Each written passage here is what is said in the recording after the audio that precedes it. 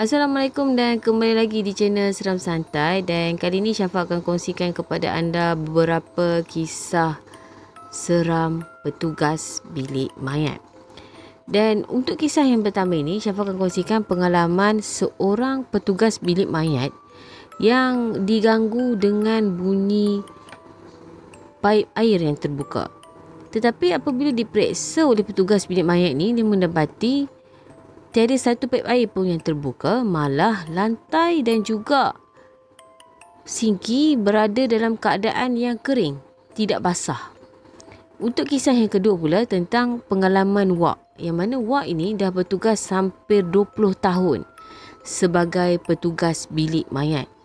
Dan menurut Wak, salah satu pengalaman yang tak dapat dilupakan oleh Wak ni ialah pada waktu itu adalah waktu pertukaran antara waktu siang menuju ke malam, iaitu waktu maghrib. Jadi ketika itu Wak kata Wak ni memberitahu bahawa dia berada dekat dalam tempat dia bertugas. Dan semasa itu pintu bilik dia ni diketuk berkali-kali. Dan apabila Wak ni buka pintu dan dia melihat tiada sesiapa kecuali dia terbau bau harum bunga kemboja. Selain daripada itu, Wak ni juga pernah mengalami gangguan di mana Wak diganggu dengan bunyi suara orang menangis selama 2 hari berturut-turut. Dan apabila ada hari yang pertama, Wak ni mencari dari mana datang arahnya suara tangisan tersebut, tapi Wak gagal untuk menjumpainya. Sehinggalah pada hari kedua, sekali lagi Wak ni diganggu dengan bunyi suara tangisan. Dan kali ini Wak mendapati suara tu datangnya dari bilik yang menempatkan peti sejuk yang menyimpan jenazah yang masih lagi belum dituntut oleh ahli keluarga.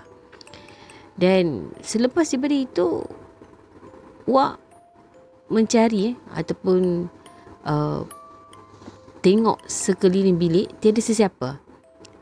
Masa Wak nak keluar daripada bilik tersebut, pintu bilik tersebut tidak dapat dibuka, seolah-olah ia dipegang daripada luar, menghalang Wak ini keluar. Dan setelah Wak ni mencuba beberapa kali, barulah Wak ni berjaya keluar daripada bilik mayat ataupun bilik yang menyimpan jenazah yang tidak dituntut tadi. Untuk kisah yang ketiga, dialami oleh Budi, yang mana tugas Budi ni ialah menjahit ataupun menyempurnakan jenazah-jenazah yang mengalami keadaan yang tidak sempurna seperti putus anggota badan. Satu jenazah telah dijahit oleh Budi ni, yang mana menurut Budi ni menjahit selepas dia menjahit satu jenazah yang mengalami keadaan muka yang hancur akibat kemalangan, dan anggota lain jasad jenazah tersebut masih lagi berada dalam keadaan sempurna kecuali mukanya saja hancur. Pada sebelah malam selepas selesai daripada tugasan, Budi ni balik ke rumah dan Budi bermimpi yang mana jasad yang dijahit tadi datang kepadanya dan memberitahu bahawa ada bahagian muka dia yang Budi tak jahit dengan sempurna dan menyebabkan darah masih lagi mengalir keluar dari kawasan tersebut. Menurut Budi, itu bukanlah mimpi yang menakutkan dia, tetapi mimpi yang mengajar dia untuk lebih berhati-hati ataupun lebih teliti dalam menjalankan tugasan menjahit anggota badan yang mengalami ataupun yang putus. Untuk kisah yang seterusnya ini pula tentang kisah seorang petugas bilik mayat yang bukan diganggu dengan suara tangisan ataupun mimpi ngeri, tetapi diganggu dengan bau bungaan yang wangi. Menurut petugas ini, ada satu jasad yang dikenali sebagai Bilal muda terbabit dalam kemalangan semasa ingin menuju ataupun berjalan kaki menuju ke masjid untuk menunaikan solat subuh. Dan keadaan mayat tersebut berada dalam keadaan perut yang terburai. Sepanjang 3 hari, jenazah Bilal tersebut berada di peti sejuk menyimpan mayat di bilik tempat petugas ini bertugas. Dia sering berbau wangi dan itu adalah pengalaman yang tak dapat dilupakan oleh petugas tersebut. Ada lagi satu kisah. Selain jika seorang petugas bilik mayat ini yang bekerja sebelah malam, mereka kadang-kala ingin melelapkan mata seketika. Tetapi ada 2 orang petugas ini. Ketika mereka melelapkan mata, yang pertama ni, petugas yang pertama, katil tempat dia tidur digoyang-goyang dengan begitu kuat. Tapi dia tak nampak sesiapa pun. Dan petugas yang kedua, di mana dia sedang tidur. Tetapi apabila dia sedar daripada tidur, dia mendapati dia berada di hadapan bilik yang menempatkan atau bilik peti sejuk yang menempatkan jenazah yang masih tidak dituntut. Untuk pengetahuan anda, ada lagi satu tugas yang mana seorang yang dikenali sebagai juru solek mayat. Mungkin anda jarang mendengarnya, tetapi juru solek mayat ini juga turut mengalami gangguan ketika mereka menyolek jenazah yang diamanahkan oleh ahli keluarga si mati. Di mana juru solek, untuk pengetahuan anda, juru solek mayat ni sinonim dengan mereka yang beragama Kristian dan juga Buddha. Seorang wanita yang bekerja hampir 30 tahun sebagai juru solek mayat mengalami satu gangguan, iaitu Puan Ver menceritakan kepada orang yang bertanyakan tentang pengalamannya. Dia memberitahu bahawa setiap kali dia nak menyolek satu jenazah, dia akan memperkenalkan dirinya. Bukanlah bercakap secara lisan, tetapi cakap melalui hati. Dia memberitahu bahawa dia telah diamanahkan oleh keluarga, ahli keluarga si mati atau ahli keluarga jenazah untuk menyoleknya. Satu kejadian yang dialami oleh Puan Ver ni ialah semasa hari tersebut ni, hari yang Puan Ver dijemput untuk menyolek satu jenazah pesakit kanser. Hari tersebut Puan Ver dah menyolek hampir 4 jenazah. Dan apabila sampai di rumah dah hampir lewat malam, baru je Puan Ver ni sampai kat rumah, dia mendapat satu panggilan telefon, di mana panggilan telefon tersebut menjemput Puan Ver untuk menyolek satu jenazah pesakit kanser. Jadi Puan Ver ni pun pergilah ke lokasi yang telah diberitahu. Apabila sampai di rumah di lokasi tersebut, di mana tempat penghormatan terakhir sebelum disemadikan.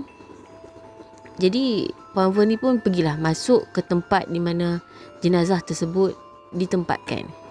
Jadi seperti biasa, Puan Ver memperkenalkan diri dia melalui hati, bercakap dalam hati. Dan Puan Ver ni pun menyoleklah seorang diri pada waktu malam, hampir lama juga, hampir sejam lebih dia menyolek mayat. Selepas dia menyolek jenazah tersebut, dah selesai semua dah. Dia macam orang cakap di tengah orang cakap membetulkan sikit-sikit yang mana yang tak sempurna lagi. Tiba-tiba dia nampak ada seorang ahli keluarga lah. Mungkin bagi Puan Ver ni anggap yang masuk tu adalah ahli keluarga si mati, si mati yang dia disolek ni. Tetapi apabila Puan Ver ini nak mendekati wanita yang masuk ke dalam bilik tersebut, bilik menempatkan tempat Puan Ver ni menyolek jenazah ni, tiba-tiba perempuan ni gaib betul-betul di hadapan Puan Ver. Selepas daripada itu, terus lampu bilik tempat Puan Ver berada tu, dia macam berkelip-kelip, menyala dan terpadam. Jadi Puan Ver ni pun terus keluar. Dan bila Puan Ver ni keluar, Puan Ver ni pun lihatlah kalau takkanlah bilik tu saja, kalau nak berkelip, lampu nak berkelip, takkanlah lampu tu hanya berkelip dekat dalam bilik tu saja kan. Mesti pun bilik dekat luar pun akan mengalami keadaan yang sama. Lampu dekat luar mengalami keadaan yang sama. Jadi selepas daripada itu, Puan Fu ni pun balik ke rumah. Dah lewat jugalah Puan Fu sampai ke rumah. Jadi keesokan pagi tu Puan Fu menerima lagi satu panggilan, yang mana menjemput Puan Fu menyulik seorang mangsa kemalangan, iaitu seorang lelaki pemuda yang terbabit dalam kemalangan semasa menuju ke tempat kerja. Jadi Puan Fu ni pun pergilah menyulik ke tempat pergi ke tempat jenazah tadi ni. Bila dia sampai ke situ, dia bertanyakan, selalunya Puan Fu ni akan bertanyakan kepada ahli keluarga bagaimana sifat-sifat jenazah, bagaimana perangai jenazah ni semasa si mati ni hidup. Jadi bila Puan Fu ni bertanyakan kepada si ibu kepada pemuda yang meninggal dunia dalam kemalangan ni, ibu dia memberitahu bahawa pemuda tersebut adalah seorang anak yang sangat baik dan patuh dan taat kepada ibu bapa. Jadi Puan Fu ni pun teruslah menyulik. Tetapi kali ini Puan Fu terlupa untuk bercakap ataupun meminta izin seperti yang dilakukan ataupun kebiasaan yang dilakukan sebelum dia menyulik satu-satu jenazah. Selepas selesai, Puan Fu pun baliklah ke rumah. Balik ke rumah dan Puan Fu ni melelapkan mata, dia tidur. Apabila dia tidur, dia mimpi lelaki yang dia solik tadi datang ke arahnya dalam keadaan yang marah, kemudian mencekik Puan Fu. Jadi Puan Fu ni pun sedar daripada tidur dan barulah dia sedar bahawa dia terlupa untuk meminta izin ataupun memperkenalkan dirinya sebelum menyulik jenazah tersebut. Setakat ini sahaja kisah seram petugas bilik mayat yang Syafa kongsikan kepada anda. Semoga anda semua dilindungi oleh Allah daripada gangguan manusia, iblis, syaitan dan juga jin. Dan anda juga sentiasa diberikan ataupun dikurniakan dengan rezeki yang melimpah ruah. Jangan lupa untuk follow Instagram Seram Santai, dan kepada anda yang belum lagi subscribe channel Seram Santai, pastikan anda subscribe Seram Santai dan juga like, juga share. Segala kekurangan yang baik itu datang daripada Allah dan yang buruk itu datang daripada diri Syafa sendiri. Terima kasih dan kita jumpa lagi dalam episod Seram Santai yang akan datang. Assalamualaikum warahmatullahi wabarakatuh.